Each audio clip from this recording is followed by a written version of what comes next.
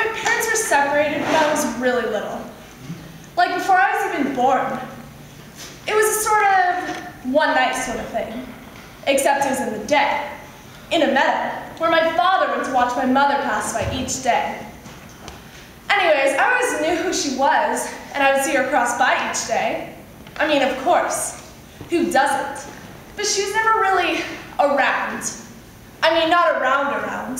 Where better might we find a more precise illustration of the dangers of premature initiation than in this aging tale of alternating parental indulgence and neglect? I went to an expensive school with a lot of kids who were, you know, daughters of the rich and famous.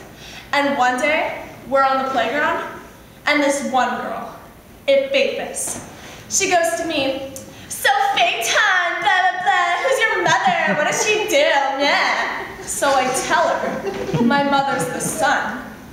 And she goes, "Tell me another." And I'm like, she's the sun, she's Phoebus Apollo. And she just basically trampled me, just basically beat the crap out of me like I was lying. Her own opinion of herself, nor the regard or lack of it in her peers, obviates the mother's primitive role of initiating increase for the younger being. Now, it cannot be contested that for the absence of this figure is, for the mother, an almost irredeemable loss. So I go home, and I say, "Dad, this happened, you know, at school." And he gets all upset, crying and everything, because he still loves her, and it's an insult to him as well. And I'm like, well, if it's true, how come there's no proof? It's not fair to us, you know, that there's no proof. And he gets even more upset. And he says to me, "Hear me, my child! In all her glory, your mother looks down upon us. By her splendor, I swear you are her truly begotten daughter. That fiery orb you see crossing the sky each day, whose heat enlivens and enables us and orders the days and nights, is truly your sire.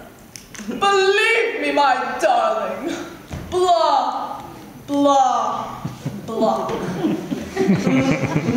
She matures beyond the customary Eden of the mother breast. The child seeks to individuate beyond its enfolding gate and turns to the new symbols of the maternal realm. Thus she begins her spiritual passage from one sphere to the next. So he tells me to go over to the valley where my mom goes to work each day and to set things straight. To, you know, do right by me. So I set out. And it's hot. And it's dusty. And it's a long way across Ethiopia.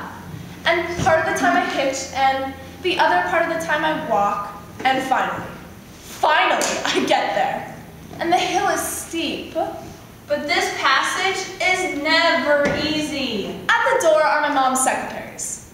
The days and the nights and the centuries. And they obviously recognize me, so they tell me to go on in. And there she is. All shining and golden. I can't even look at her, she's so bright. And you know what she says to me? She says, "My daughter, you are welcome." Yeah, my daughter, you're welcome. "Speak, Phaeton, to your mother." Speak, Phaeton, to your mother. I cannot even tell you what this meant to me. I just tell her everything. I just basically spill my guts. She listens, and she says, "Let me grant you a favor. Yeah, let me grant you a favor. Anything you ask shall be yours." Anything you ask for. And she swears to it. The conventional exordium, with the initiate from latent to realized potential, is inevitably accompanied by a radical realignment with the emotional relationship with parental authority. And I mean, it's obvious, right? There's only one thing I want. So I tell her, "Give me the keys to your car." Immediately, she starts backpedaling, saying it's her job. It's my job. Up in the sky are the bull and the lion and the scorpion. There are scorpions. To get me. And I'm like, "Give me the keys to your car. It's my turn. I want to drive myself across the sky. You promised." The mother of her substitute must be assured before she transfers new symbols of adultification, that the daughter no longer operates from infantile complexes. Complexes that must dangerously redirect her new task through unconscious promptings, self-aggrandizement, personal preference, and even resentment. Where have you been all my life, Mom? It's my turn. Give me the keys to your car. So she hands over the reins, but she won't stop giving advice. You know, like don't fly too high. Don't fly too high. Nor too low. Stay on the tracks. Go slantwise. Go slantwise. On and on.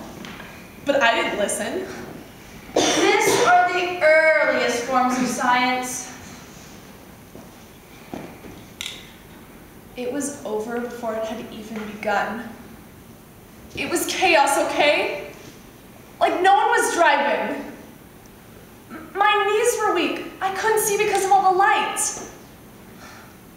I set the earth on fire and I fell. It just destroyed me. Completely and utterly destroyed me.